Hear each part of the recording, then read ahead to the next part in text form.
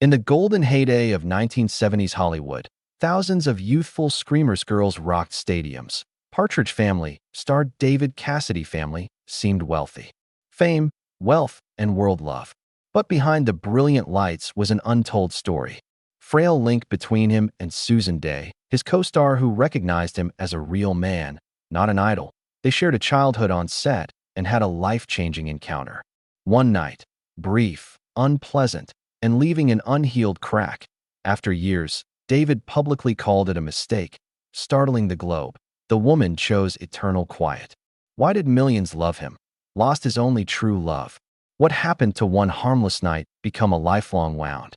This story involves more than love, but of fame's cost and loneliness beneath it. Applause.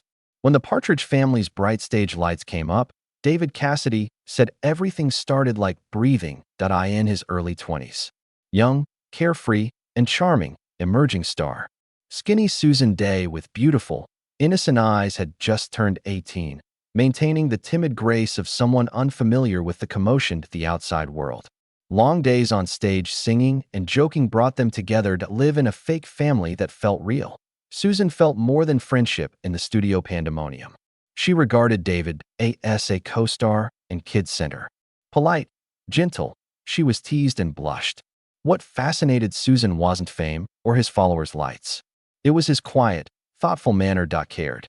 Something unique in a competitive, pretentious world. David had no idea the indications were there. He saw Susan as Asmal's sibling to care for. He readily told her about concerts and fans, oblivious that each word touched her heart. People around them noticed. Susan adored Shirley Jones, who played their mother, the real-life stepmother of David. She saw innocent longing. Little girl's eyes and knew it would crush her heart. Shirley gently warned Susan to stay away. But emotions aren't ruled by reason. Susan plunged deeper as they spent time together. To disguise it, she pretended nothing happened. Changed. She always saw him in every situation.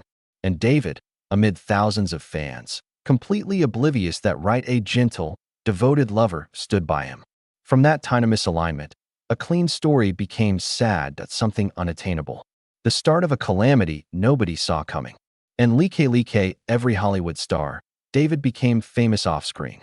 But in that sparkling environment, unseen threads of feeling began to thread through his private life, providing the stage for dazzling yet fragile turns where love, loneliness, and stardom would forever blend.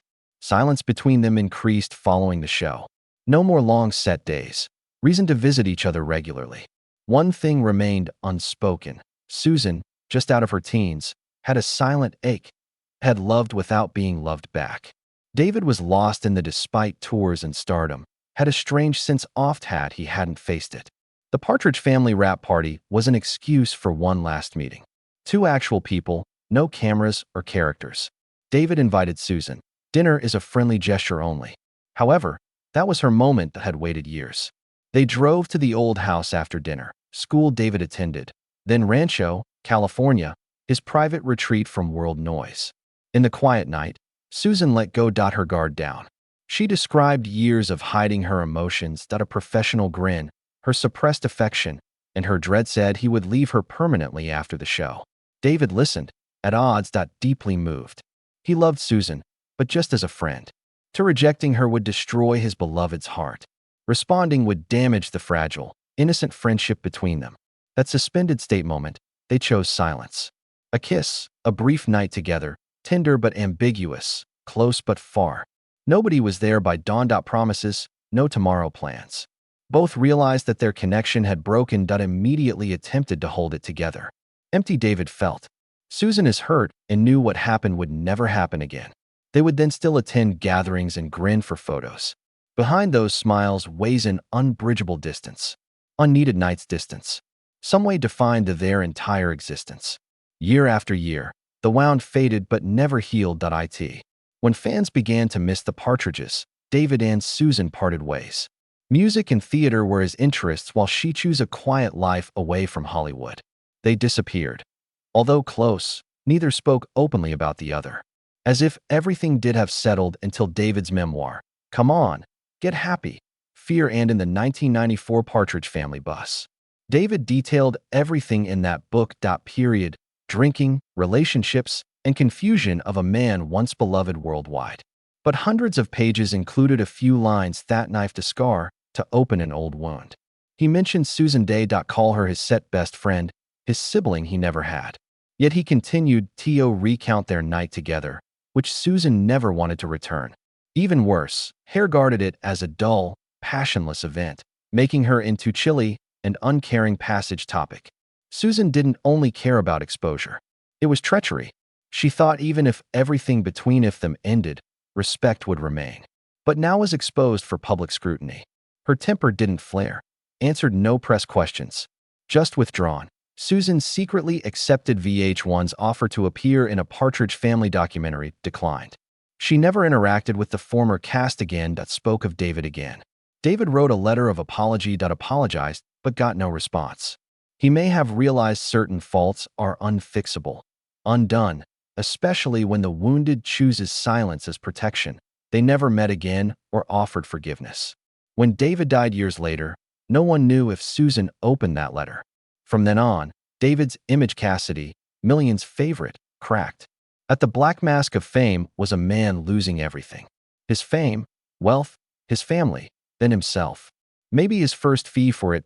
Protracted decline was losing his only true love. After Susan Dey left the spotlight, David Cassidy persisted where fame was fading. His memoir says a release became a reflection of his true self. A bright but lost individual who seeks understanding but can't hold it. Understand why he ended up so alone and regretful. One must return to a tranquil childhood that formed his lifelong wounds. He was born April 12, 1950, in New York City, into an idealized yet dysfunctional family. His dad, Jack Cassidy, famous Broadway performer, attractive, seductive, but volatile, deeply divided. His mother, Evelyn Ward, a strong-willed actress, spent her youth following her husband from stage to stage. The marriage dissolved quietly when David was 6, leaving an unfillable gap. Tragedy followed. Not long after, Jack married Shirley Jones, who played David's mother on The Partridge Family and became his wife. Real-life stepmother. That confused David between reality and fiction, between a genuine family and a fictional one. Scripted. His perplexity persisted his whole life. That broke childhood gave him a yearning need to be recognized, loved, and acknowledged. Child raised by clapping and hush backstage. He learned early to disguise loneliness with a smile, a habit that would stick. Lifetime mask. David escaped through music as a youth. He played guitar, sang, and learned that only applause made him feel real.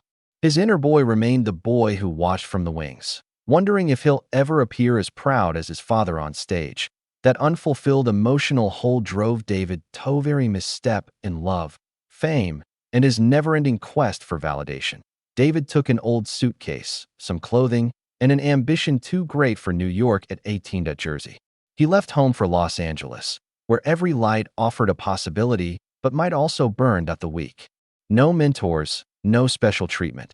Just a soft-spoken, handsome young dude prepared to do anything for a fleeting moment. His early Hollywood years were filled with auditions and rejection. He resided in Little Flat, driving between studios. He took Bits, Bonanza, Ironside, and Marcus Welby, MD, brief appearances enough for audiences remember a face, but not a name. Still, each set step brought him closer to his goal. Not celebrity, but recognition for who he was. What David's poise set him apart from other young guys seeking fame. He wasn't loud or irresponsible, yet carried an odd mix of calm assurance and forgetfulness unease. That combo drew the Partridge Family producers' attention, the face that could sing, act, and inspire trust. When David didn't anticipate playing Keith Partridge would change anything. He thought so. Another fun TV musical. The cast had no idea it would change American pop culture. But within exploded months later. The show's tunes were hits. His name was everywhere. Hundreds of admirers surrounded every shoot. Once unknown actor became famous nationwide. Fame brought loss. Casual hangouts become media events. Quiet nights became noisy venues. David felt loved, but misunderstood. He didn't know if people liked him, merely his poster image. The same thing happened after every concert when the lights went out and the arena emptied. Loneliness returned. The same feeling as a child, watching his shadowy father. Success led to fame, but it blinded him too. Brighter spotlights cast darker shadows. And David, without understanding it, had begun a path that would turn him from America's favorite idol into the loneliest man that within his legend. Quickly, David Cassidy became a cultural icon that unlike anything America has seen since Elvis. The Partridge Family was more than TV. The mania was global. I Think I Love songs were heard on radio stations, making a 21-year-old famous that heartthrob and electrifying every concert. Fans pushed past barricades, fainted, and needed police assistance through the mob. Tens of thousands gathered at airports to see him deplaying. David sold 25+ million albums, amazing for the time. The spotlight shone brilliantly that he thought he had achieved the top, liked, celebrated, validated. However, beyond that brilliance, David realized he was no longer human. He product. Everything was controlled by record and TV companies. How he dressed, smiled, and answered interviews. Every photo had to fit the requirements. A wholesome boy next door teen idol, his favorite songs, creative risks. All his requests were refused as off-brand. David felt confined while millions aspired to be him. A golden cage. At a 1972 London concert, over than 800 supporters fainted and a stampede killed a 14-year-old girl. That catastrophe changed psychology irreversibly. From then on, David feared the stage. The lighting overpowered him. Fan cries got annoying. He knew he lost all control, even his emotions. When Partridges lived after 1974, David started playing mature parts on Broadway and in serious TV programs. Audiences and Hollywood prevented his growth. To them, he was always Keith Partridge, the smiling, pleasant boy. Every endeavor to escape that image failed. His following albums sold poorly.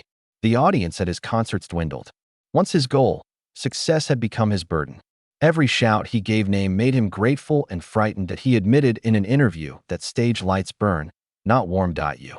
He achieved his greatest success and began his deepest growth. Isolation. David Cassidy went from admiration to superstar. Fire consumed his true self, replacing brightness. Once the weeping stopped, he faced a painful revelation. No fame lasts. After his heyday, and he wanted to escape his teen idol image in the early 1970s, but Hollywood refused to view him otherwise. Directors still saw the long-haired boy with Keith Partridge, perpetual smile, and sparkling eyes. Each attempt proving himself fatigued him more. No longer needed, David tried to fill the empty space with transient pleasures, short relationships, endless parties, alcohol, and drugs. He spent like glory would last forever. He poured riches into risky projects, horse ranches, real estate, record labels, most which failed. Former managers' lawsuits, rising legal bills, and he lost money due to his luxurious lifestyle. David went official in 2015 declared bankruptcy with $10 million debt. His latest, beautiful Florida home, his former Regal symbol, was auctioned. He moved into a little apartment life away from the theater. Once a millionaire revered at his death in 2017, his residual assets were worth roughly $150,000, a pitiful sum for the star of America. From stunning heights to heartbreaking depths, David Cassidy's harsh existence showed that stardom is never guaranteed. It only momentary spark. After it fades, only an echo remains into nothingness. After years of debt and defeat, David entered his darkest moment of his life. Once his lifeline, the theater was where he feared himself. Every performance lacked excitement. Exhaustion. Slower concert offers. Interview numbers fell. He was still mentioned. Headlines, but not for music, but for mishaps and public breakdowns. David was a fading symbol after being a generation's idol. A warning about celebrity.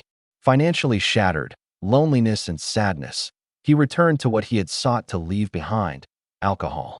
First, a few beers to ease sleepless nights and forget unpaid bills. It became habitual and then dependent.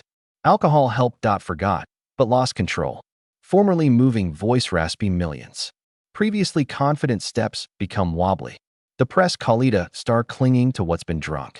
An image heartbreaking and raw. From 2010 to 2014, David was arrested. 3 DUIs and court-ordered rehab. Every mugshot was front page. Gloomy eyes, emaciated face, strained smile that barely concealed defeat. Fans who idolized him were devastated. The former maker, his excess, seems to have shattered the world apart. His health declined. David tried to reclaim the story. He informed the media of his diagnosed with dementia, which killed his mother and grandfather. The world lamented him. Fans cried, feeling their childhood hero was fading to fading memories. The former David Cassidy, image radiant face of youth, became symbol of human frailty over time. But the colder, tragic truth was revealed in an A&E documentary months after his death. David had lied about his illness to cover his heavy drinking. His body deteriorated in his latter years, that his liver deteriorating, his memory failing from decades of self-destruction. Not true dementia. It cost a lifetime of trying to forget himself, drink. Perhaps it was a falsehood, but also a desperate plea from a man who was revered and loved too much too long, never loving himself. Fame left him. Alcohol was his only solace. It was a false comfort that everything from him. His voice, health, dignity, and death life. David existed before everything crumbled. Cassidy truly attempted to start over. After several brief periods, relationships, and heartbreaks, he met beautiful Emmy-winning Kay-Len's actress in the late 1970s when he was millions of young people's idol girls. He felt calmer with her. To find someone who understands the business, he thought that shared Hollywood stresses and could help him escape famous fever. David's career peaked in 1977 when they married. The wedding made U.S. headlines. The young idol selected a serious actress, not a fan. However, the slick covers hid a different story. After marriage ended, David discovered he was unprepared for normal life. Still surrounded by managers, tours, contracts, and continual look the public. Kay wanted a home. David remained in the whirlwind. Renown, a world without quiet. They worked harder to make it worked as they separated. Long nights, endless tours, and two young individuals with distinct rhythms, strained interactions. By 1983, they divorced quietly.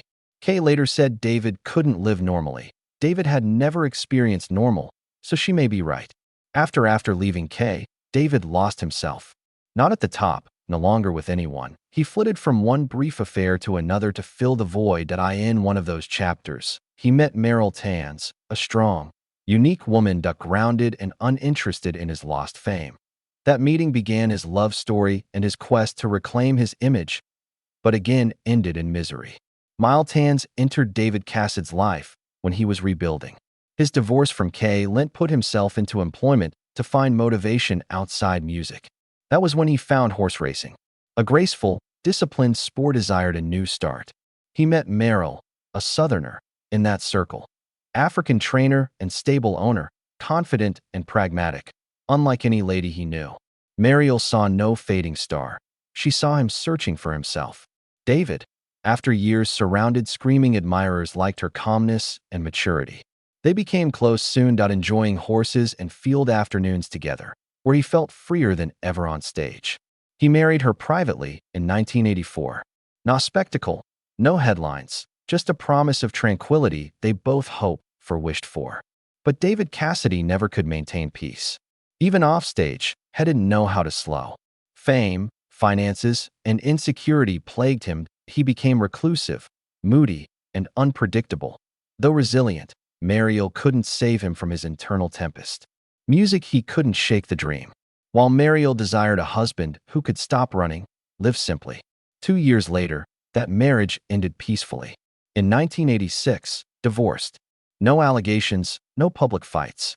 Just two persons that shared a brief voyage but were moving too rapidly in opposing directions. Meryl left with love's anguish, man who could touch others' hearts, but never his own. David carried on after 2 failed marriages, unhealed fissures with him. As luck would have it, when he felt there was with nothing to lose, he met Sue Schaefer, his last and only love. Belief could provide him serenity. After wandering for years, David Cassidy looked to have lost faith in love following 2 disastrous marriages.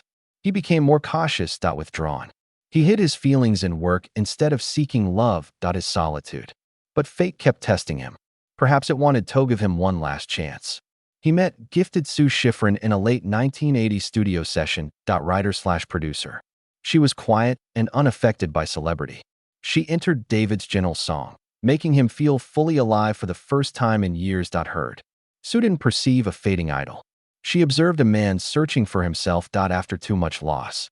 She assisted him in career restructuring and music composition, and more crucially reminded him of his value as a person, not just an artist but personally. Long nights at the piano brought them closer to unfinished demos, finding fame in each other, understanding. In 1991, they married. It wasn't that extravagant but genuine wedding. They welcomed Bo Cassidy that year, David's only son, who followed his music career. With Sue, David finally had a home. For many years, she was his financial and emotional anchor. Turmoil. Patient, sympathetic, and continually trying to keep him away, she the temptations that wrecked him. But David's essence, a man who had lived his life in seclusion and praise, remained unchanged. Alcohol, insecurity, and ghosts, he slowly rediscovered his past. Despite Sue's support, he couldn't restrain himself. She waited while the cops brought him to rehab after each relapse, stuck behind the scenes, hoping for a change. But over time, those hopes faded.